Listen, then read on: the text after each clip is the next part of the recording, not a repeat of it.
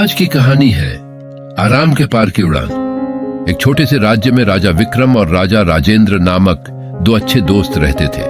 उनकी दोस्ती जंगल के वृक्षों की जड़ों जैसे गहरी थी। एक दिन राजा विक्रम ने अपने प्रिय मित्र को एक तोहफा भेजने का निर्णय किया। काफी सोचने के बाद उन्होंने दो बड़े ही सुंदर और अद्भुत पक्षी को भेजने का निर्णय लिया। राजा राजेंद्र को पक्षी का प्राप्त होना बहुत अच्छा लगा, क्योंकि वे बड़े ही खूबसूरत और उच्च जाति के थे।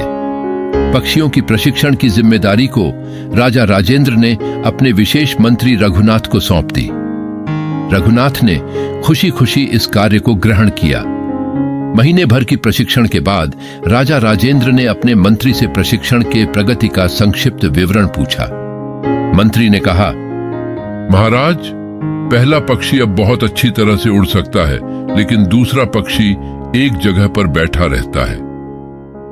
राजा ने समझाया, कोई बात नहीं, समय लगेगा, उसे सही ढंग से प्रशिक्षित करो। लेकिन कई महीनों बाद भी रघुनाथ को दूसरे पक्षी को उड़ाने में सफलता नहीं मिली।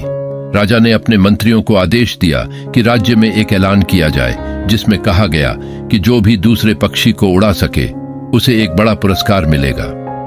कई लोगों ने प्रयास किया, लेकिन सब असफल रहे। बाद में यह समाचार पड़ोसी राज्यों में भी फैल गया, लेकिन फिर भी कई लोगों के प्रयासों का कोई नतीजा नहीं मिला। एक दिन एक गरीब राजू नामक व्यक्ति महल में पहुंचा और कहा, मैं पक्षी को उड़ा सकता हूं। मंत्री ने उससे पूछा, अब तक कई कुशल प्रशिक्षकों ने प्रयास किया, लेकिन कोई सफल नहीं हुआ। तुम एक साधारण किसान हो, तुम ये कैसे करोगे? राजा ने कहा, अगर उसे लगता है कि वह कर सकता है तो उसे कोशिश करने दो। विश्वास और साहस के साथ वह किसान प्रशिक्षण के मैदान में चला गया। वहां पहुंचकर उसने जिस पर दूसरा पक्षी बैठा था उसी डाल को काट दिया। सभी अचंभित रह गए, क्योंकि पक्षी उड़ने लगा। कुछ प्रशिक्षण के साथ इसने पहले पक्षी को भी पीछे छोड़ दिया। अपने काम की सफलता के बाद राजा ने किसान से पूछा कि उसने पेड़ की डाल को क्यों काटा। किसान ने विनम्रता से कहा, महाराज, पक्षी अपने आराम की जगह में था, इसलिए उसे काम करने में समस्या हुई, भले ही हमने उसे कितने ही प्रेरणा दिखाई।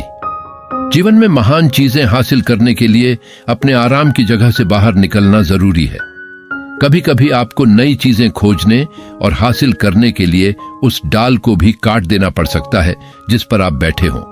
यह सुनकर राजा अत्यंत प्रसन्न हुए। राजा ने किसान को निश्चित इनाम दिया और किसान की सीख को अपनी जिंदगी का आधार बना लिया।